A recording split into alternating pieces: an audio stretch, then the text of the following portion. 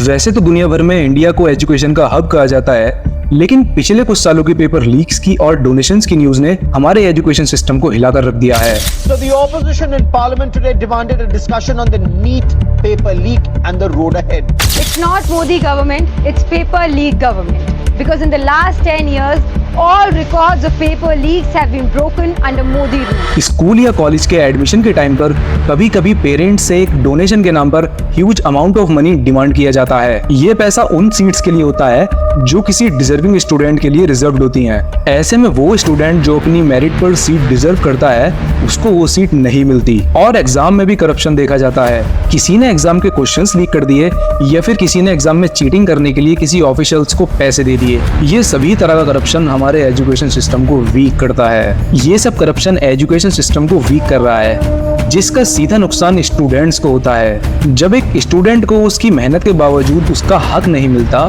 तो उसके ऊपर साइकोलॉजिकल प्रेशर बढ़ जाता है और वो सिस्टम से अपना ट्रस्ट खो बैठता है। करप्शन की वजह से एजुकेशनल अपॉर्चुनिटीज फेयर नहीं रहती। जो स्टूडेंट्स पैसे दे सकते हैं या जिनके कनेक्शंस होते हैं उनको प्रेफरेंस दी जाती है, जबकि बाकी स्टूडेंट्स को उनके हक से दूर कर दिया जाता है। और ये इनइक्वालिटी स्टूडेंट्स के फ्यूचर पर बहुत बुरा असर डालती है। जब स्टूडेंट्स देखते हैं कि उनसे कम कैपेबल लोग उनसे अनफेयर तरीके से आगे बढ़ रहे हैं तो वो मेंटली स्ट्रेस फील करने लगते हैं। एंजाइटी, फ्रस्ट्रेशन और डिप्रेशन जैसे इश्यूज बढ़ने लगते हैं, क्योंकि उनको ऐसा लगता है कि सिस्टम उनके साथ इंसाफ नहीं कर रहा है। करप्शन देखकर स्टूडेंट्स का ट्रस्ट पूरे एजुकेशन सिस्टम पर से उठ जाता है और वो सोचने लगते हैं कि हर चीज पैसों से हो सकती है और इससे उनका मोरल भी कम होने लगता है। और ऐसे स्टूडेंट्स फ्यूचर में अपनी वैल्यूज कॉम्प्रोमाइज करने से भी नहीं कतराते।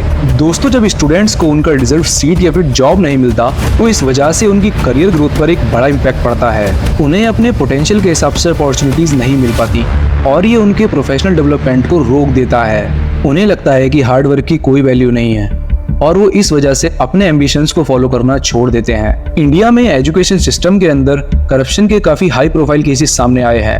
इंडिया टुडे की इस रिपोर्ट के अकॉर्डिंग 2019 से अब तक 65 एग्जाम्स लीक होने की न्यूज सामने आई है, जिसमें से 64 ऐसे मेजर एग्जाम्स थे जिनसे 19 स्टेट्स अफेक्ट हुए थे। और इन्हीं 64 केसेस में से उत्तर प्रदेश से सबसे ज्यादा केसेस सामने आए हैं। और दोस्तों, इसी इंडिया टुडे की दूसरी रिपोर्ट के अकॉर्डिंग पिछले 7 सालों में 70 पेपर लीक के केसेस सामने आए हैं, जिसमें से 1,70,00,000 एस्पिरेंट्स अफेक्ट हुए हैं। Telangana secondary school certificate examination का हिंदी का क्वेश्चन पेपर लीक किया गया और इस पेपर को व्हाट्सएप के जरिए लीक किया गया था। और यही तेलंगाना का दूसरा केस सामने आया था जिसमें असिस्टेंट इंजीनियर रिक्रूटमेंट एग्जाम का पेपर लीक कर दिया गया था और इस पेपर को कैंसिल कर दिया गया था 5 मार्च को। और जो इंजीनियर्स इस एग्जाम में अपीयर हुए थे वो अपने फ्यूचर को लेकर काफी ज्यादा चिंतित होने लगे थे। और ये तीसरा केस असम से सामने आया है, जहां पे high school leaving certificate exam के चलते 2 पेपरों को लीक कर दिया गया था। और जब जनरल साइंस और इंग्लिश के पेपर को लीक किया गया तो secondary education board of Assam ने इन दोनों ही टेस्ट को कैंसिल कर दिया था। लेकिन ऐसे न जाने कितने केसेस आ रहे हैं पेपर लीक्स वगैरह के। दोस्तों, ये तो सारे केसेस अलग अलग फील्ड से सामने आए हैं।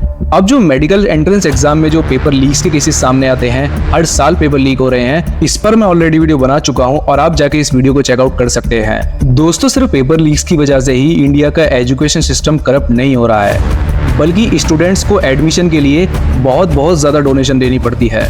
अब दोस्तों, द इंडियन एक्सप्रेस के इस आर्टिकल के अकॉर्डिंग 3 लोगों को अरेस्ट किया गया जो 7 लाख रुपए डिमांड कर रहे थे एडमिशन के लिए। और ये केस सिम्बायोसिस इंस्टीट्यूट का है, जिसमें इतना बड़ा अमाउंट BA LLB कोर्स के लिए डिमांड किया जा रहा था। और दोस्तों, ये article the times of India का है 31 अक्टूबर 2022 का, जिसमें स्टूडेंट्स खुद डिमांड कर रहे थे कि वो मैनेजमेंट कोटा सीट्स के लिए डोनेशन देने के लिए तैयार है। और जब वही इंस्टीट्यूट्स टेक्नोलॉजिकल स्ट्रीम के लिए 7 से 8 लाख रुपए डिमांड करने लगे और बाकी स्ट्रीम्स के लिए 2 से 3 लाख रुपए डिमांड करने लगे तो स्टूडेंट्स को ये अमाउंट काफी ज्यादा हैवी लगा। तो स्टूडेंट्स ने खुद ही इस बात की जाके कंप्लेन कर दी कि हमसे एडमिशन के लिए डोनेशन के नाम पर इतना ज्यादा अमाउंट चार्ज किया जा रहा है। अब दोस्तों, तीसरा करप्शन आता है फेक डिग्रीज और सर्टिफिकेट्स में, जिसमें बहुत से लोग अपने नाम की फेक डिग्री बनवाकर हाई पेइंग जॉब्स या फिर प्रमोशन ले लेते हैं। ये करप्शन एकेडमिक इंस्टीट्यूशंस के कोलैबोरेशन से होता है। झूठा एकेडमिक क्वालिफिकेशन दिखाकर लोग अपने करियर में अनफेयरली आगे बढ़ जाते हैं। दोस्तों, इस द टाइम्स ऑफ इंडिया की रिपोर्ट के अकॉर्डिंग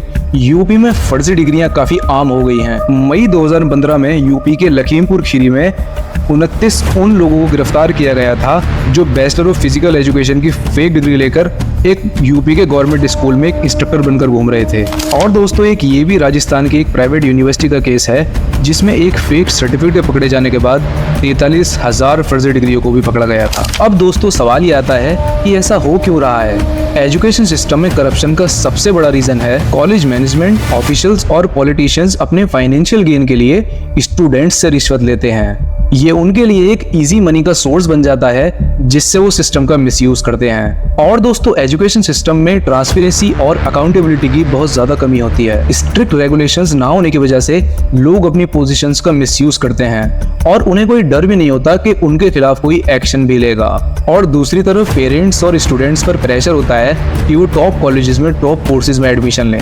ये प्रेशर उन्हें अनएथिकल प्रैक्टिसेस जैसे कि रिश्वत देने पर मजबूर कर देता है। और दोस्तों एक रीजन ये भी है कि मेरिट बेस्ड सिलेक्शन सिस्टम का प्रॉपर इम्प्लीमेंटेशन नहीं होता। जब डिजर्विंग स्टूडेंट्स को उनका हक नहीं मिलता और अनफेयर तरीके से उनकी सीट्स या फिर उनकी पोजीशन डिस्ट्रीब्यूट की जाती हैं तो करप्शन ऑटोमेटिकली इंक्रीज होता है और मेरिट की कोई वैल्यू नहीं रह जाती।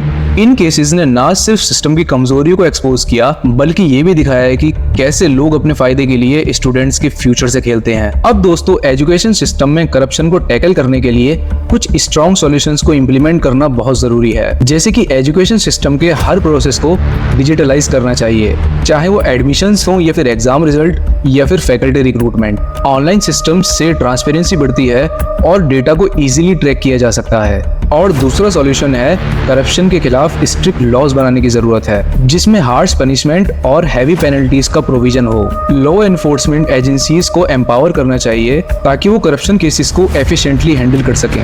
और तीसरा सॉल्यूशन है एजुकेशन सिस्टम में मेरिट बेस्ड सिलेक्शन को स्ट्रिक्टली इम्प्लीमेंट करना चाहिए। हर एडमिशन, रिक्रूटमेंट और एग्जाम प्रोसेस को फेयर और अनबायस्ड बनाना चाहिए।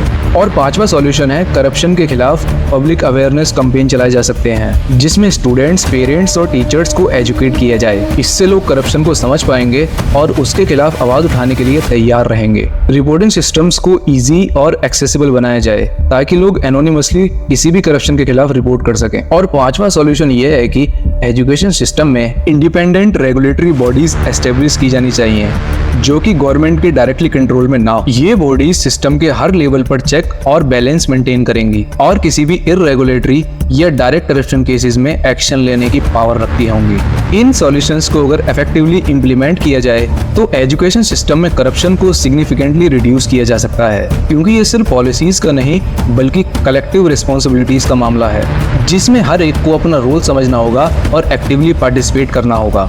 तो दोस्तों अगर आपको हमारे वीडियो अच्छा लगा है तो इसको लाइक कीजिए और अगर आपने हमारे चैनल को अभी तक सब्सक्राइब नहीं किया है तो हमारे चैनल को सब्सक्राइब करके बेल आइकन को प्रेस कर लीजिए और इस वीडियो को सभी लोगों के साथ शेयर कीजिए। मैं मिलता हूं आपसे अगले वीडियो में।